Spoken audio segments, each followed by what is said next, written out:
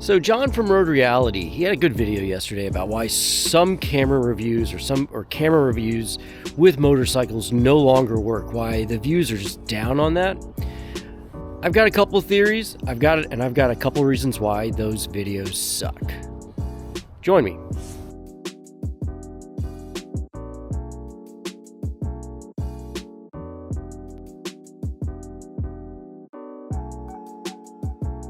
Okay, good morning everybody. It's Scott from Scott's Moto Adventures, and today, you probably heard in the intro what I want to talk about, and that is camera reviews on YouTube, or camera information on YouTube, and the ones that we get from MotoVloggers. And let's see if that affects the wind noise. So basically, John from Road Reality had a good video about, hey, why these videos don't work. And I kind of wish you would have said why these videos don't work anymore. And it's more about the big YouTuber and cameras. Now, if you see a smaller channel like Bogey Biker, had a good X5 video, John produces good stuff, Ty from Tennessee, Bri the Biker, they've all done really, really good unsponsored videos where I learned something. Whereas other people, like your big name guys, those are the videos that you don't learn as much. Now, I'm saying that, I'm telling you this as a, using a DJI and using a GoPro. And I'll say this, for DJI stuff, I definitely use Spite's settings for a little bit, and I absolutely hated the visual settings. The sound settings he got completely dead on right. He figured out sound. I know there's a reason why he doesn't do video very well. It's a handicap on him, and that's all I'm going to say about that. He's admitted to it in the comments, but not in video, so I don't want to go too far into it. His editor helps him out more about that, and hey, that's where an editor comes in. So these guys these creators, and I know they have to make money. I understand that. Hey, this is our full-time. We decided to go full-time.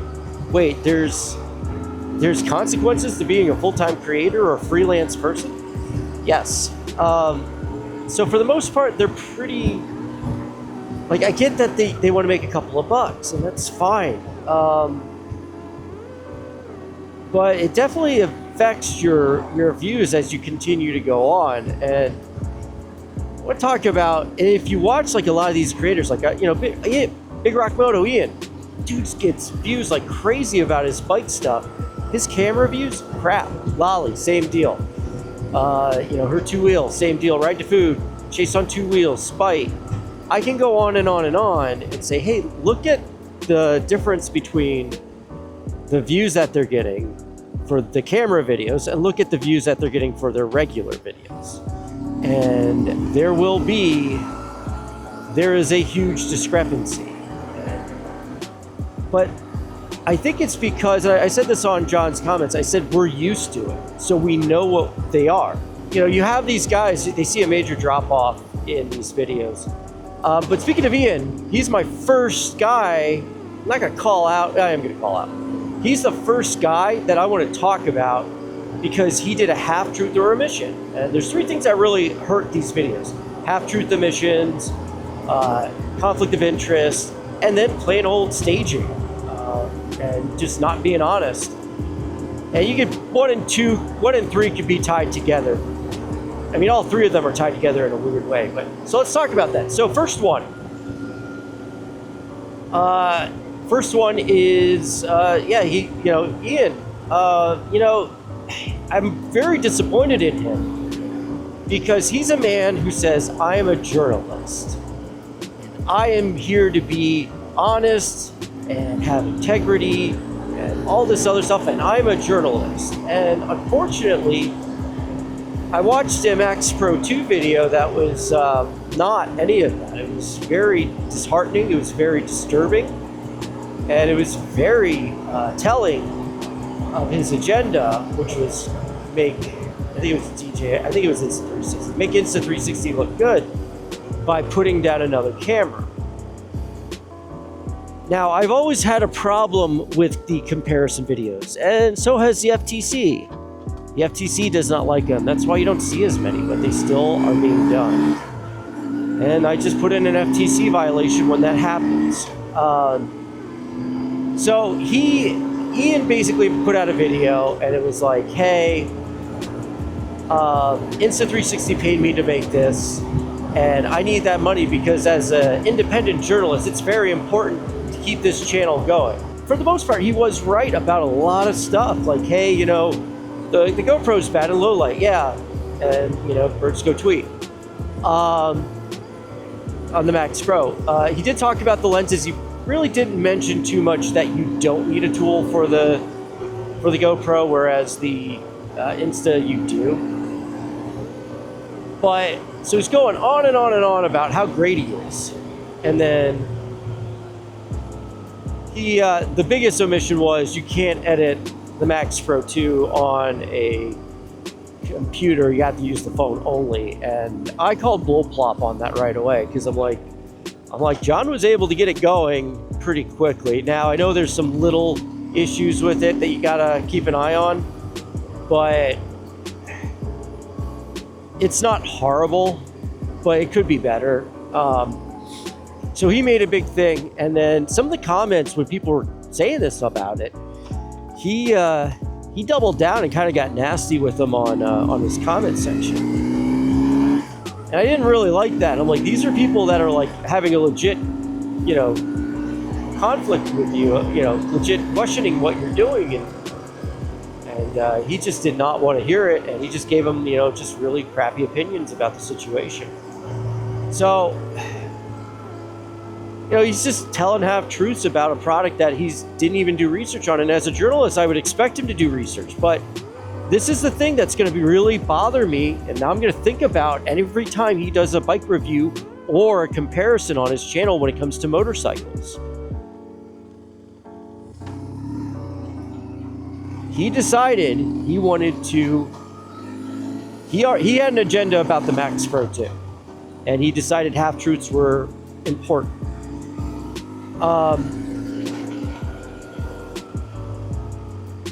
Him doing that makes me think that every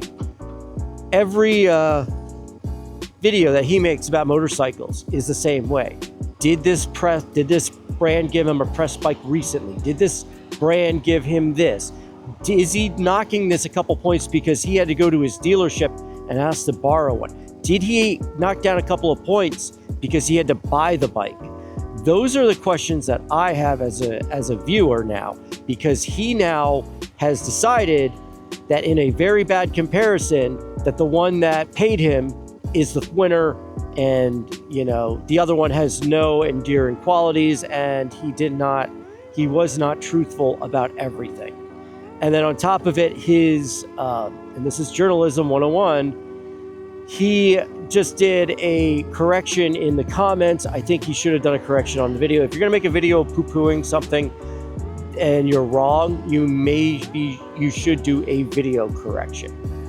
Next is bias and, you know, conflict of interest. If you're getting paid to do a comparison, you know who's gonna win it. And I see it all the time. I've seen it with Quad Lock. I've seen it with DJI, Insta360. Have not seen a Senna versus Cardo, but I think it's so close with them. None of the creators want to piss off a certain brand because, you know, like Senna just came back with some really good products. I made a video about that. They might want to get a hold of a creator and say, hey, let's do a video.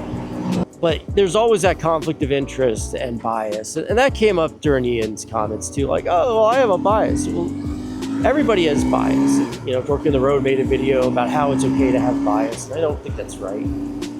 But hey, it's their channels. They can say or do what they want. But yeah, so these guys are basically like, oh yeah, it's okay that we can do this and do that. And, you know, they act like it's okay that they're getting paid. And that's the other thing, they're getting paid. They're not just getting a free camera, they're getting paid. And, you you know, going back to half lies and omission, because they're getting paid, sometimes they don't like to mention where stuff came from, or they're very loose with wording. I know, you know, I know her two wheels is a great example. She's pretty notorious for forgetting to mention where she gets stuff. And it's typically Insta360 products. And you got to take with a grain of salt. And I hate that term, take with a grain of salt. I have taken so much stuff with a grain of salt in the last couple of years from these guys. I'm pretty sure I can use that salt to help out the state of Michigan during its winter season. So that's how much salt I have dealt with. Because I've taken a lot of grain of salt comments in the last couple of years. But yeah, like, there's always conflict of interest, and I've seen it, and it's about being brand safe. Spite was another one where he made an X5 review, bought it with his own money, and I think he made a mistake by making that review, because there was a chance for him to be honest, and he went brand safe. And you, me, and everybody with half a brain kind of realized this. Watching that X5 video was a preemptive strike to go up against the DJI 360. Now, he thought the DJI 360 was going to be the hot one, the hotness, and in all honesty, it was a joke. It was not what everybody expected to be, and it really hurt. It really hurt, you know, that brand a little bit. Now, I expect a good Gen 2, Gen 3, but I am not. But it kind of hurt his, integrity a little, because you could see what it was, and you know, he even says, "Oh, well, DJI doesn't make a 360 cam." It was in FTC. It was in the FCC. It was going through its paces in the government. We all knew it was coming. And so he ended up making that video, and I take it with a grain of salt. No, like, you made a hit piece, dude. You were being brand safe. Now, luckily, a couple months later, you course corrected, and you said no, the 360 isn't good. He was even saying that on the Discord of his, like, hey, it's not up to stuff. So you went and you said this camera effing sucks, while you had to finally say, well, it's better than what my sponsor's actually giving me, which it might not be a sponsor this year. So being that brand safe stuff, just absolute trash. But let's get on to the final thing, because Spite has something to do with the final thing, and that is falsification, lies, and staging. And it goes back to her two wheels and Spite. So hear me out, and Dork in the road a little bit. By the way, Dork hasn't produced a camera video in a year, so good for him. He finally realized it ain't worth his time. So, staging. This all started with, in October of like 2024. I think it was the Action 5 and the, what's it called? The Action 5 and the GoPro 13. And there's Jess the mess. And she's just being Jess, and she decides to have a really crappy camera rig where one camera sits on the other. It just doesn't sit properly. And we're looking at, I'm looking at this, and half the internet's looking at this, and we're like, what the fuck? You staged this. And she's like, oh no, this had nothing to do with it. Don't ask me. So, you know, so she did that. I was like, okay, that's kind of sad and pathetic, but okay. And she's talking at some cafe, and it just randomly fails. And I'm like, you know what? It happens sometimes. Like, if you have a bad memory card, it'll mess up and stuff. But I didn't think anything of it until GoPro said something and said, well, when ours fails or crashes, it doesn't make a noise. And she made it sound like it made a noise. A couple months go by, Spite produces a hit piece, and yeah, I mean, it's clear as day a hit piece. And he brings Dork in the road on, and Dork, you know, He says, I have an English degree, and I have an English degree, so you should listen to me. And then Dork's there being Dork, and then they bring on the Jess video, and the clip of the two cameras touching comes up, and people are on the comments saying, hey, like, what's the deal here, guys? And Spike goes, oh, I asked her, and she said there nothing bad happened. Nothing bad happened. She's a good girl. Nothing bad happened. Okay. All right, I guess. And then unasked for, and this is the scary thing. Well, I know why he said it. Unprovoked, he goes, oh, she added a sound to that. Okay. So you're falsifying this? So you're staging it, making it fail, and then you're falsifying it? You're staging this. And he's kind of going on about how he does it too. And I'm like, are you kidding me? Like, you're admitting that you're staging this stuff? And so he's going on about it. And, I find that really just disheartening. So he's saying that, and I'm like, scratching my head, like, what the fuck? You have to stage this to make this happen? You add sounds to make it seem like it? And there is proof in the pudding there, because I was watching a Dork in the Road. He doesn't do them anymore because it's not worth his time. Live stream. And Dork in the Road and Spike did a live stream a couple years ago. This is like before they got the DJI contracts. And he had the GoPro set up. And he's filming.